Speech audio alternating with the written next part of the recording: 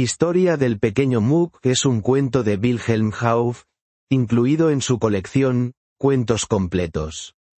Forma parte de las historias escritas por este autor dentro de sus famosos Märchenalmanach, almanaques de cuentos, publicados en el siglo XIX. En Nicea, mi querida ciudad natal, vivía un hombre al que llamaban el pequeño Muk.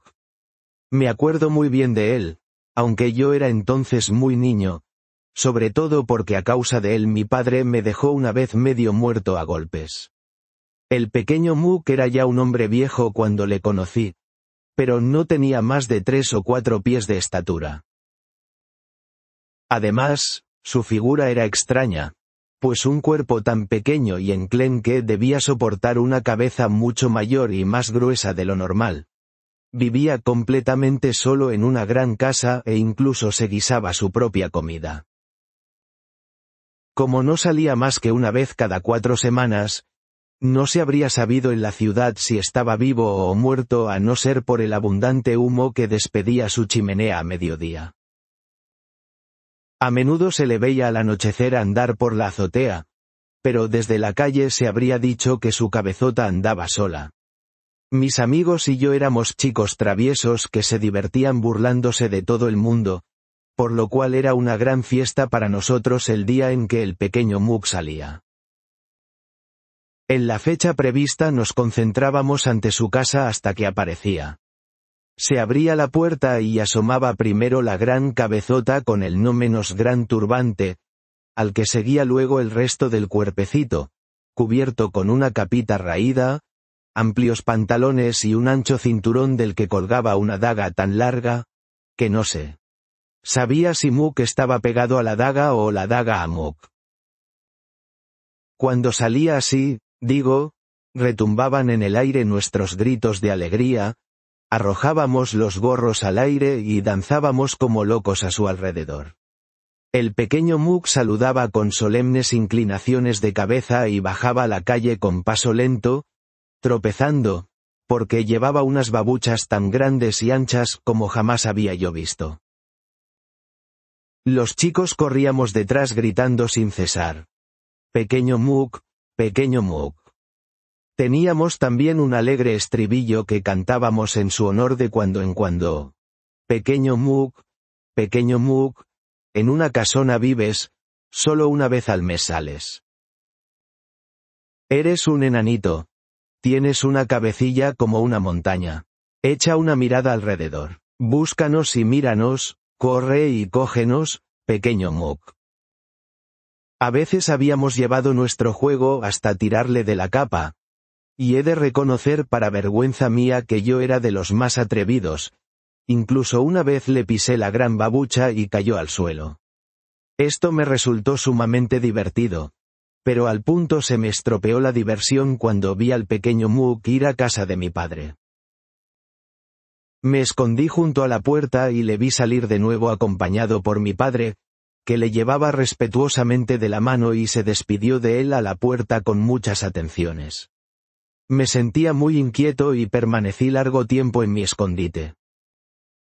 El hambre, más terrible para mí que los golpes, terminó por hacerme salir, y me presenté ante mi padre, humilde y con la cabeza gacha. «Según he oído, te has burlado del buen Muk», dijo con tono grave. «Te contaré su historia, y seguro que no volverás a reírte de él, pero antes y después recibirás lo acostumbrado». Lo acostumbrado eran 25 latigazos, que se cuidaba de contar con exactitud. Cogió después su larga vara y la empleó con más dureza que nunca. Cuando completó los 25, me mandó escuchar y me contó la historia del pequeño Muk. El padre de Muk, que en realidad se llama Mukra, era un hombre pobre pero respetado aquí en Nicea. Vivía casi tan solitario como ahora su hijo. No podía soportar a este, porque se avergonzaba de que fuera enano, y por ello le dejó crecer en la ignorancia. A los 16 años, Muk era todavía un chico alegre, y su padre, un hombre taciturno, le reprochaba siempre el ser aún pueril e inocente cuando hacía mucho que había gastado los zapatos de niño. El viejo tuvo una mala caída de la que murió y dejó al pequeño Muk pobre e ignorante. Los crueles parientes, a los que el difunto debía más de lo que había podido pagar, echaron al pobre Muk de su casa, aconsejándole que se fuera a recorrer mundo para hacer fortuna. El pequeño Muk respondió que estaba dispuesto y solo pidió el traje de su padre. Fue lo único que le concedieron. Su padre había sido un hombre alto y corpulento, y su ropa no le iba bien, pero Muk tuvo pronto una idea. Cortó lo que le sobraba de largo y se la puso. Al parecer olvidó que también de ancho debía haber cortado algo. De ahí el extraño aspecto con el que aún hoy puede vérsele. El gran turbante, los anchos pantalones, la capita azul, todo es heredado de su padre y lo lleva puesto desde entonces. Se colgó en el cinturón la larga daga damasquina de su padre, cogió un bastoncillo y se puso en marcha. Caminó alegre todo el día, pues había partido en busca de la felicidad. Si veía en el suelo brillando al sol un pedazo de vidrio, estaba convencido de que se transformaría en el más hermoso diamante. Si veía a lo lejos resplandecer como fuego la cúpula de una mezquita o un lago fulgurante como un espejo, se apresuraba. Gozoso pensando que había llegado al país de las maravillas. Pero ¡ay! Todos los espejismos desaparecían al acercarse, y su cansancio y el vacío de su estómago ronroneante le recordaban que se encontraba aún en el país de los mortales. Había viajado así ya durante 2 días, entre hambre y padecimientos, y dudaba de su suerte. Los frutos del campo eran su único alimento y la dura tierra su lecho. En la mañana del tercer día divisó desde un alto una gran ciudad. La media luna brillaba clara sobre sus torres, y ondeaban sobre los tejados banderas multicolores, que parecían invitarle a acercarse. Asombrado, se detuvo y contempló en silencio la ciudad y la zona. Allí está la fortuna del pequeño Muk, se dijo haciendo una zapateta a pesar del cansancio. Ahí o en ninguna parte. Reunió todas sus fuerzas y se dirigió hacia la ciudad. Aunque parecía muy cercana, no llegó hasta mediodía, pues sus piernecillas se negaban casi por completo a obedecerle y a menudo tuvo que sentarse a la sombra de una palmera para recuperarse. Por fin alcanzó las puertas de la ciudad. Se colocó bien la capita, se arregló mejor el turbante, se estiró el cinturón y dispuso más oblicuamente la daga. Se limpió luego el polvo de los pies, cogió su bastoncillo y pasó animoso la puerta.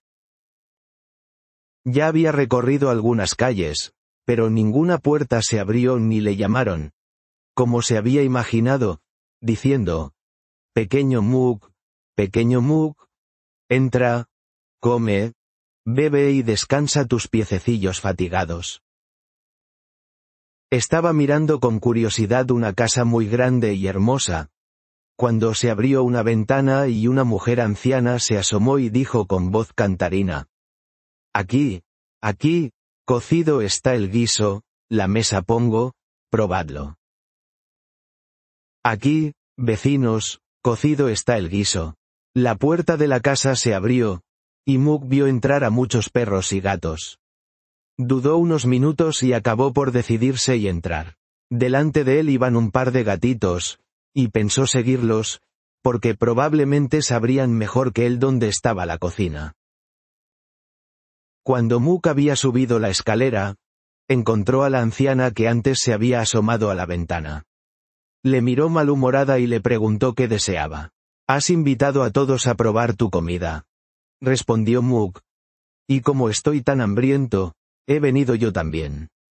La vieja soltó una carcajada y dijo: «¿De dónde sales tú, joven extravagante? Toda la ciudad sabe que no guiso para nadie que no sean mis queridos gatos, y de vez en cuando invito a otros de la vecindad, como ves».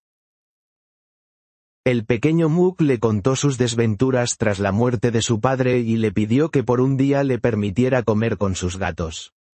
La vieja, a quien cayó bien el triste relato del pequeño, le permitió quedarse como huésped y le sirvió comida y bebida abundante. Cuando estuvo saciado y repuesto, la mujer le contempló largamente y le dijo: «Pequeño Mook, quédate a mi servicio. Tendrás poco trabajo y estarás bien cuidado». A Mook le había gustado el guiso de los gatos, así que aceptó y se convirtió en sirviente de la señora Ahapchi. Tenía un cometido fácil, pero delicado. La señora tenía 2 gatos y 4 gatas, a los que el pequeño Mook tenía que cepillar todos los días y ungir con costosos ungüentos. Cuando ella salía, debía cuidar de los gatos, ponerles el plato para comer y por la noche colocarlos en cojines de seda y cubrirlos con colchas de terciopelo. También había en la casa algunos perritos a los que debía cuidar, pero a estos no tenía que dedicarles tantas atenciones como a los gatos, a los que la señora Ahapchi tenía como a hijos suyos. Por lo demás, Mook llevaba una vida tan solitaria como en casa de su padre, pues fuera de la vieja no veía en todo el día más que perros y gatos. Durante un tiempo le fue bastante bien, tenía siempre qué comer y poco qué hacer. La anciana parecía muy contenta con él. Pero los gatos se fueron haciendo cada vez más traviesos. Cuando la dueña salía, saltaban por las habitaciones como posesos, revolvían todo y rompían los objetos que encontraban a su paso. Sin embargo, al oír que ella subía por la escalera, se acurrucaban en sus cojines y luego salían a su encuentro moviendo la cola como si no hubiera pasado nada. La señora montaba en cólera al ver las habitaciones tan estropeadas y se lo achacaba a Mook. Por más que éste jurara que no era culpable, creía más a sus gatos, con ese aire tan inocente, que a su servidor. El pequeño Mook estaba muy triste por no haber encontrado la suerte tampoco allí y decidió dejar el servicio de la señora Ahapchi. Como en su primer viaje había comprobado lo mal que se vive sin dinero, decidió procurarse de algún modo el salario que su ama siempre le había prometido y nunca le había llegado a dar. En la casa había una habitación que permanecía cerrada y cuyo interior nunca había visto. Había oído a veces a la mujer andar allí y hubiera dado cualquier cosa por saber lo que encerraba. Pensando en el dinero para su viaje, cayó en la cuenta de que el ama podría esconder en aquel lugar sus tesoros, pero la puerta estaba siempre bien cerrada y por ello no podía nunca tener acceso a los tesoros. Una mañana en que ella había salido, uno de los perritos, a quien la dueña trataba siempre con poco cariño y al que él había intentado colmar con toda clase de mimos, le tiró del pantalón como si quisiera indicarle que le siguiera. Mook, que era muy amigo de jugar con los perros, le siguió, viendo que le llevaba al dormitorio de la dueña hasta una puerta pequeña que jamás había visto antes. Estaba medio abierta y el perrito entró seguido de Mook. ¿Cuál no sería su alegría cuando con sorpresa se vio en el aposento que era desde hacía tiempo objeto de sus deseos? Buscó por todas partes algo de dinero, pero no había más que trajes viejos y vasijas de formas extrañas. Uno de aquellos objetos le llamó la atención entre los demás. Era de fino cristal con hermosas figuras talladas. Lo levantó y lo observó cuidadosamente, pero horror. No había notado que tenía una tapa colocada encima sin sujetar bien. Cayó al suelo rompiéndose en 1000 pedazos. El pequeño Mook se quedó como petrificado del susto. Ahora estaba decidido su destino. Tenía que huir o la vieja le mataría. Inmediatamente decidió marcharse y miró otra vez a su alrededor por si podía servirle alguno de aquellos trastos para su viaje. Le llamaron la atención un par de babuchas grandísimas. No eran bonitas, pero las suyas no soportarían otro viaje. Además, le atraían a cuellas, porque llevándolas puestas era de suponer que todo el mundo vería que ya no era un niño. Rápidamente dejó las suyas y se calzó las otras. Además, un bastoncillo de paseo con cabeza de león artísticamente tallada le pareció que estaba olvidado en su rincón, así que lo cogió y se apresuró a salir. Corrió a su habitación, se puso la capa y el turbante de su padre, se colgó la daga del cinturón y se dispuso, con toda la velocidad que le permitían sus pies, a abandonar la casa y la ciudad. Por miedo a la vieja, se alejó más y más de la ciudad hasta que casi no podía más. Nunca en su vida había andado con tal velocidad e incluso le pareció que no podía parar de correr, pues una fuerza invisible le impulsaba a continuar. Observó que las babuchas debían tener alguna propiedad especial, pues seguían avanzando y le llevaban consigo. Intentó por todos los medios detenerse, pero no era capaz, con el mayor apuro, se dijo a sí mismo, como cuando se les grita a los caballos. Show, show, alto. Las babuchas se detuvieron entonces, y Mook se echó en el suelo agotado. Las babuchas le alegraron enormemente. Con sus servicios se había ganado algo que le ayudaría a seguir por el mundo buscando fortuna. A pesar de la alegría, se durmió exhausto, pues el cuerpecillo del pequeño Mook, que tenía que soportar una cabeza tan pesada, no podía aguantar mucho. En sueños se le apareció el perrillo que le había ayudado a conseguir las babuchas y le dijo: «Querido Mook, todavía no sabes bien cómo servirte de las babuchas. Si giras 3 veces sobre el talón, podrás volar a donde quieras, y con el bastón encontrarás tesoros, pues donde haya oro enterrado golpeará el suelo 3 veces y, si es plata, 2. Esto soñó Mook. Al despertar reflexionó sobre su extraño sueño y decidió hacer una prueba de inmediato. Se puso las babuchas, alzó ligeramente un pie y comenzó a girar sobre el talón. Pero quien acaso haya intentado hacer esta proeza 3 veces seguidas dentro de una babucha enorme, no se extrañaría de que el pequeño Mook no lo lograra enseguida, sobre todo teniendo en cuenta que su pesada cabeza le tiraba ya hacia un lado, ya hacia otro. El pobre Mook cayó aparatosamente unas cuantas veces sobre su nariz, pero no cesó en su empeño y acabó por lograrlo. Giró sobre el talón como una rueda, formuló el deseo de dirigirse a la ciudad más próxima, y las babuchas se elevaron por el aire, corrieron con la velocidad del rayo atravesando las nubes, y, antes de que se pudiera dar cuenta de cómo había sucedido, se encontró en un gran zoco donde estaban montados muchos puestos e innumerables personas iban de acá para allá muy ocupadas. Anduvo dando vueltas entre la gente, pero pronto consideró más sensato retirarse a una calle menos transitada, porque en el mercado o bien uno le pisaba la babucha de modo que estuvo a punto de caerse, o bien chocaba alguno con su daga y por poco se libraba de que le golpearan. Mook se puso a considerar seriamente qué podría hacer para ganarse alguna moneda. Tenía un bastoncillo que le mostraba tesoros ocultos, pero ¿dónde encontraría de inmediato un lugar con oro o plata enterrados? Se habría podido exhibir por dinero, pero era demasiado orgulloso para hacerlo. Recordó entonces la velocidad de sus pies, pensó que tal vez las babuchas podían servirle y decidió ofrecerse como veloz mensajero.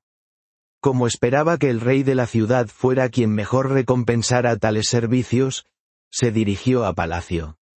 A la puerta había un centinela, que le preguntó qué buscaba. Al responder que quería ofrecer sus servicios, le envió a buscar al veedor de esclavos. Expresó a éste su pretensión de conseguir un puesto entre los mensajeros reales. El veedor le miró de pies a cabeza y dijo: «¿Cómo quieres convertirte en correo del rey con tus piernecillas, que apenas miden un palmo? Lárgate, que no estoy para bromear con cualquier loco». Mook le aseguró que su petición era rigurosamente seria y que estaba dispuesto a competir con el más veloz de los corredores. Al veedor le hizo gracia el asunto y le ordenó prepararse para una carrera aquella misma tarde. Lo llevó a la cocina y se oceupeó con acento agudo de que le sirvieran comida y bebida. Él mismo se presentó ante el rey y le habló del pequeño Mook y de su ofrecimiento. El rey era hombre burlón, por lo que le agradó que el veedor de esclavos hubiera retenido al personajillo para divertirse, y le mandó organizar la carrera en una gran pradera detrás del palacio, de modo que pudiera ser vista cómodamente por toda su corte. Le encargó que mientras tanto se tratara al enano con gran deferencia. El rey contó a los príncipes y princesas que esa tarde iban a tener diversión. Estos se lo contaron a su vez a los servidores, y cuando llegó la tarde estaban impacientes, y todo el que tenía pies se apresuró a ir a la pradera donde se habían dispuesto tribunas para ver correr al enano pretencioso. Cuando el rey y sus hijos e hijas hubieron tomado asiento en la tribuna, Mook apareció en la pradera e hizo una atenta reverencia ante las reales personas. Al divisar al enano, resonó un grito general de regocijo. Nunca habían visto a un tipo así. El cuerpecillo con la cabezota, la capita y los anchos pantalones, la daga larga en el ancho cinturón, los piececitos en las grandes babuchas. Era demasiado cómico como para no reír a carcajadas. Pero el pequeño Mook no se desconcertó por las risas. Orgullosamente apoyado en su bastón, se dispuso a esperar a su adversario. Según deseo expreso de Mook, el veedor de esclavos había escogido al mejor corredor. Apareció éste, se colocó junto al pequeño y los dos aguardaron con impaciencia la señal. Como estaba previsto, la princesa Amarza agitó su velo, y ambos corredores volaron por la pradera como dos flechas dirigidas a una misma meta. Al principio, el oponente de Mook llevaba una considerable ventaja, pero, subido en su babuchas carro, Mook le alcanzó, le sobrepasó y estaba ya en la meta desde hacía tiempo cuando el otro aún corría sin aliento. La admiración y el asombro se apoderaron unos instantes de los espectadores, pero, cuando el rey fue el primero en aplaudir, la multitud lanzó una exclamación de júbilo y todos gritaron: «¡Viva el pequeño Mook, el vencedor en la carrera!». Entretanto habían conducido al pequeño Mook ante el rey. Arrodillado a sus pies, le suplicó: «Poderoso rey, te he dado solo una pequeña prueba de mi habilidad. Permite que me asignen un puesto entre tus corredores». El rey le respondió: «No, vas a ser mi correo personal. Estarás siempre cerca de mi persona y recibirás cada año 100 monedas de oro como pago, y además te sentarás a la mesa de mis servidores principales». Así creyó Mook haber logrado al fin la fortuna tanto tiempo buscada y se sentía feliz y esperanzado. Le alegraba el favor especial del rey, porque le utilizaba para sus envíos más secretos y urgentes, que realizaba con la máxima precisión y con increíble celeridad. Pero los demás servidores del rey no estaban nada conformes, porque no les agradaba verse rebajados en la consideración de su señor por un enano que no sabía nada más que correr veloz. Por ello tramaron varias conspiraciones contra él para hacerle caer, pero todas chocaron con la gran confianza que el rey tenía puesta en su correo mayor secreto, dignidad que había alcanzado en poco tiempo. Mook, a quien no pasaban inadvertidas estas maniobras en contra suya, no pensaba en la venganza, no, sino en el medio de hacerse más necesario y querido para sus enemigos. Se acordó del bastoncillo, que había olvidado en sus momentos afortunados. Pensó que, si encontraba tesoros, los señores se sentirían más inclinados en su favor. Había oído a menudo que el padre del actual rey había enterrado muchos de sus tesoros cuando el enemigo invadió su país. Se decía incluso que había muerto sin haber desvelado el secreto a su hijo. Desde entonces, Muk llevaba siempre el bastón, con la esperanza de pasar por algún lugar donde estuviera enterrado el oro del antiguo rey. Una tarde, el azar le llevó a un sitio apartado de los jardines de palacio, que visitaba poco. E inesperadamente sintió que el bastoncillo se agitaba en su mano y golpeaba el suelo 3 veces. Ahora ya sabía lo que esto significaba. Sacó su daga, hizo una señal en los árboles de alrededor y se dirigió veloz al castillo, se procuró una pala y esperó a que llegara la noche para actuar. El desenterrar el tesoro le costó más trabajo del que había supuesto. Sus brazos eran débiles, y la pala, grande y pesada.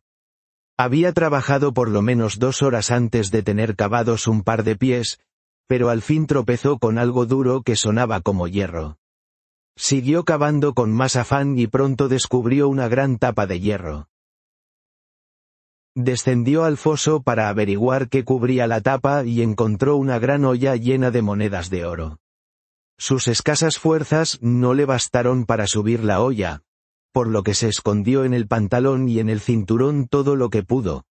También se llenó la capita. Volvió a cubrir el resto con cuidado y, si no hubiera llevado puestas las babuchas, no hubiera conseguido avanzar, hasta tal punto le pesaba el oro. Llegó a su habitación sin ser advertido y ocultó el oro bajo los cojines de su sofá. Al verse en posesión de tal tesoro, creyó que su situación cambiaría y que se ganaría muchos protectores y partidarios entre sus enemigos de la corte. Ya en eso podía percibirse que el pequeño Muk no había tenido una educación precisamente esmerada, porque en caso contrario no se hubiera imaginado que lograría auténticos amigos con el oro.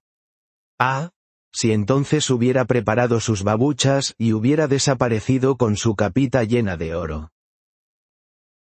El oro, que desde entonces repartió a manos llenas, despertó la envidia de los demás cortesanos. El cocinero jefe, Auli, decía: «Es un falsificador de moneda». El veedor de esclavos, Ahmed, decía: «Ha estafado al rey». Su enemigo más acérrimo, el tesorero Archaz, que de vez en cuando se permitía meter mano en el tesoro real, dijo: «Lo ha robado».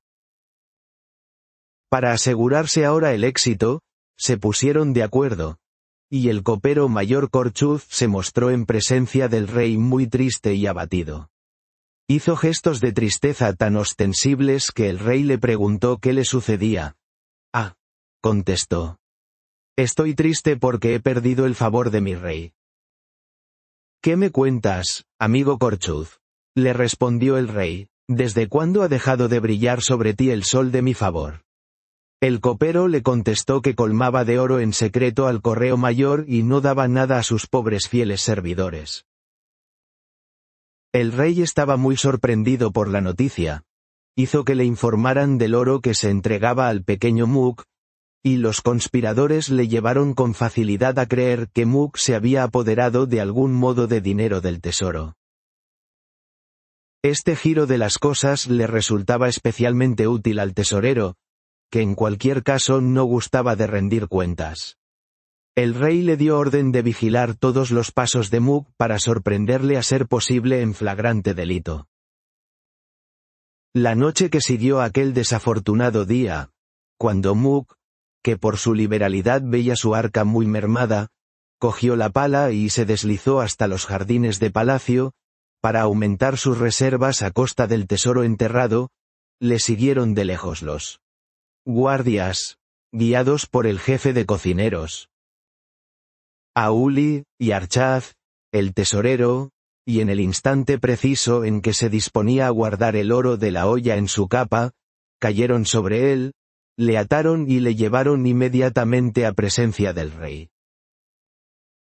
A este le había puesto de mal humor la interrupción de su sueño y recibió a su pobre correo mayor secreto con muy poca benevolencia, y de inmediato oyó a los acusadores, que habían colocado a los pies del rey la olla desenterrada, con la pala y la capa llena de monedas. El tesorero afirmó que había sorprendido a Muk con sus guardias, precisamente cuando enterraba la olla con oro. El rey preguntó luego al acusado si aquello era cierto y de dónde procedía el oro que estaba enterrando. El pequeño Muk, convencido de su inocencia, aseguró que había descubierto la olla en los jardines y que no quería enterrarla, sino desenterrarla. Todos los presentes se rieron de su disculpa, pero el rey, encolerizado sobremanera por su supuesto cinismo, exclamó: «Miserable, ¿quieres engañar a tu rey de esta forma tan burda y estúpida después de haberle robado? Tesorero Archaz, te conjuro a que digas si reconoces esta suma de oro como la que falta en mi tesoro». El tesorero respondió que estaba seguro, que ese oro y más faltaba desde hacía un tiempo en el tesoro real, y podía jurar que con acento agudo ese era el oro robado. Entonces el rey ordenó encadenarle y conducirle a una torre, entregando el oro al tesorero para que lo restituyera al tesoro. Encantado por el resultado favorable del asunto, éste se retiró a contar en su casa las relucientes monedas. Sin embargo, nunca habría sospechado aquel malvado que en el fondo de la olla había un mensaje que decía: «El enemigo ha invadido mi territorio, por lo cual entierro aquí una parte de mis tesoros. A quien lo encuentre, alcanzará la maldición de su rey si no lo entrega de inmediato a mi hijo». El rey Sadi. El pequeño Muk se hacía tristes reflexiones dentro de la prisión. Sabía que la pena por robar al rey era la muerte. Sin embargo, no quería descubrir el secreto del bastoncillo, porque temía con razón que el rey le quitara éste y las babuchas. Por desgracia, y encadenado como estaba al muro, tampoco las babuchas podían serle útiles, por más que intentara girar sobre el talón. Pero, cuando al día siguiente se le anunció que iba a morir, pensó que era mejor vivir sin su bastón mágico que morir con él. Pidió audiencia privada al rey y le reveló su secreto. Desde el principio, éste no dio crédito a su confesión, pero Muk le prometió darle una prueba si accedía a perdonarle la vida. El rey le dio su palabra y por indicación de Muk escondió algo de oro en la tierra y lo buscó con el bastoncillo. En pocos minutos lo encontró, pues el bastón golpeó ostensiblemente la tierra por 3 veces. El rey se percató de que su tesorero le había engañado y, según es costumbre en Oriente, le envió un chal de seda para que él mismo se ahorcara. Al pequeño Muk le dijo: «Te he prometido que vivirás, pero me parece que no solo posees este secreto del bastón, por lo que permanecerás para siempre en prisión si no confiesas cuál es la causa de tu velocidad en la carrera». Muk, a quien una sola noche en la torre había privado de cualquier deseo de seguir más tiempo en prisión, reconoció que sus babuchas eran la causa, pero sin revelar el secreto del triple giro sobre el talón. El rey se calzó las babuchas para probar y corrió como loco por los jardines. Quería detenerse pero no sabía cómo, y Muk, que no podía privarse de esta pequeña venganza, le dejó correr hasta que cayó al suelo sin sentido. Al volver de nuevo en sí, estaba irritadísimo con Muk, que le había hecho correr hasta quedar sin aliento. «Te he dado mi palabra de concederte la libertad y perdonarte la vida, pero dentro de 12 horas has de abandonar mi país o te haré ahorcar». Las babuchas y el bastoncillo quedaron en la cámara del tesoro. Más pobre que nunca salió del país, lamentando su ingenuidad, que le había hecho creer que tendría un papel importante en la corte. Por fortuna, el país del que le habían desterrado no era muy grande. En 8 horas llegó a la frontera, aunque, Privado de sus babuchas, el caminar le resultaba harto duro. Después de pasar la frontera, dejó el camino transitado para buscar la soledad de los bosques y allí apartarse, puesto que sentía antipatía por todo el género humano. En un bosque espeso encontró un lugar que le pareció muy adecuado para poner en práctica su decisión. Un arroyo claro, rodeado de grandes higueras umbrosas y un césped suave, le invitaba a tenderse, con el propósito de no comer nada más y esperar la muerte. Con tristes reflexiones sobre la muerte se quedó dormido, pero, al despertar, el hambre empezó a atormentarle. Pensó que morir así era insufrible, y se puso a mirar alrededor por si podía encontrar algo que llevarse a la boca. Deliciosos higos maduros colgaban del árbol bajo el que había dormido. Subió para coger algunos, los saboreó con deleite y bajó al arroyo para calmar su sed. Pero ¿cuál no sería su asombro, cuando el agua le reflejó su cabeza adornada por dos enormes orejas y una nariz grande y gorda? Sobrecogido, se echó las manos a las orejas y comprobó que medían más de media vara. «Me merezco las orejas de burro», exclamó, «por haber pisoteado mi felicidad con las patas como un asno». Anduvo dando vueltas bajo los árboles y cuando volvió a sentir hambre, tuvo que recurrir otra vez a los higos, pues no había otra cosa comestible en los árboles. Al lanzarse sobre la segunda ración, aunque sus orejas estaban bajo el gran turbante para no parecer demasiado cómico, sintió que éstas habían desaparecido. Volvió inmediatamente al arroyo para convencerse, y así era. Sus orejas eran como antes y su larga nariz deformada ya no existía. Entonces se dio cuenta de cómo había sucedido. La primera higuera le había hecho crecer la nariz y las orejas, y la segunda le había curado. Reconoció satisfecho que su buena estrella le ponía en la mano otra vez la posibilidad de ser feliz. De modo que cogió de cada uno de los árboles todos los higos que podía llevar y regresó al país que acababa de abandonar. En el primer pueblo se disfrazó con otra ropa para no ser reconocido y siguió hacia la ciudad donde vivía el rey, llegando al poco tiempo. Estaban a la sazón en una de esas estaciones en que la fruta madura escasea aún.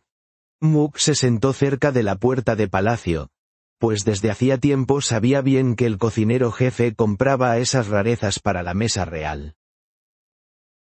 No llevaba mucho sentado cuando le vio venir por el patio. Iba inspeccionando la mercancía de los vendedores instalados allí, y en estas su mirada recayó en la cestita del pequeño Muk.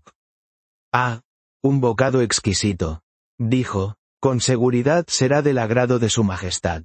¿Qué quieres por el cesto entero?»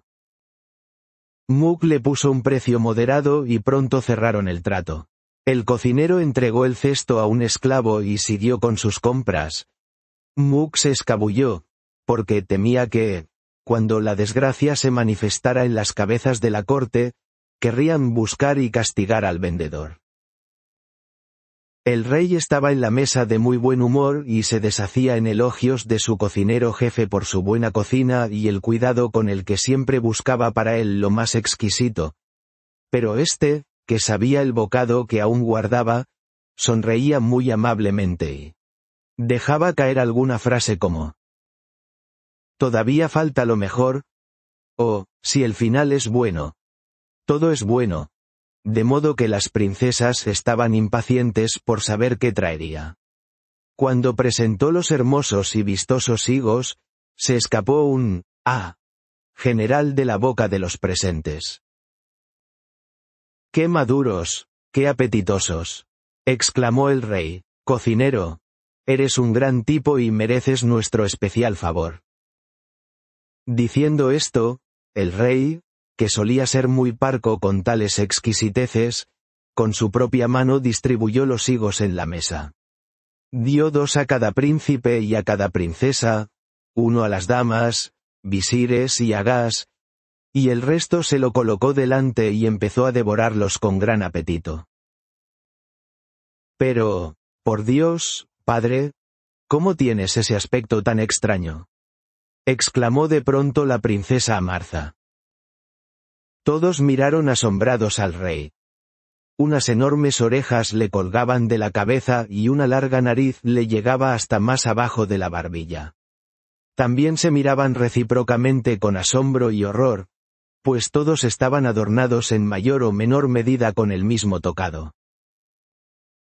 Muk se había enterado del asunto en el escondite donde se había retirado y se dijo que era el momento de actuar. Con el dinero conseguido por la venta de los higos se había comprado un traje que le daría la apariencia de un sabio.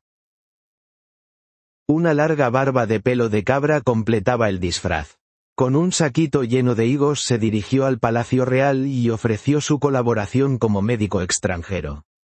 Al principio estaban muy escépticos, pero, cuando dio a comer un higo a uno de los príncipes y las orejas y la nariz volvieron a su ser, todos querían que el médico extranjero los tratara. El rey le tomó de la mano en silencio y le llevó a su aposento. Abrió una puerta que conducía a la cámara del tesoro e indicó a Muk que le siguiera. «Aquí están mis tesoros», dijo. «Elige lo que sea y será tuyo si me libras de este ignominioso mal». A música celestial sonaron estas palabras en los oídos del pequeño Muk. Nada más entrar vio sus babuchas en el suelo y a su lado el bastoncillo. Dio una vuelta por la sala, como si quisiera admirar los tesoros, pero, apenas se acercó a las babuchas, se las calzó rápido, cogió el bastoncillo, se quitó la barba postiza y mostró al pasmado rey el rostro bien conocido del desterrado Muk. «Rey infiel», dijo, «que pagas con ingratitud servicios leales, recibe como castigo bien merecido la deformidad que soportas. Conservarás las orejas, para que te acuerdes todos los días del pequeño Muk». Después de haber hablado así, giró rápidamente sobre el talón, deseó marcharse y, antes de que el rey pudiera pedir auxilio, había desaparecido. Desde entonces, Muk vive con gran riqueza, pero solo, pues desprecia a los hombres. La experiencia le ha convertido en un hombre sabio y aunque su apariencia pueda tener algo de llamativo, más merece tu admiración que tu burla. Así me habló mi padre. Me arrepentí de mi conducta improcedente con el buen enano, y él me dispensó de la otra mitad del castigo que me había impuesto. Conté a mis compañeros cuál había sido el curioso destino del pequeño y le tomamos tanto cariño que ninguno volvió a molestarle. Al contrario, durante toda su vida le honramos y le hicimos tantas reverencias como al Cadí y al Mufti. Fin de la historia. Si te gustó, dale like, suscríbete y cuéntanos en los comentarios qué parte fue tu favorita. Nos vemos en la próxima aventura.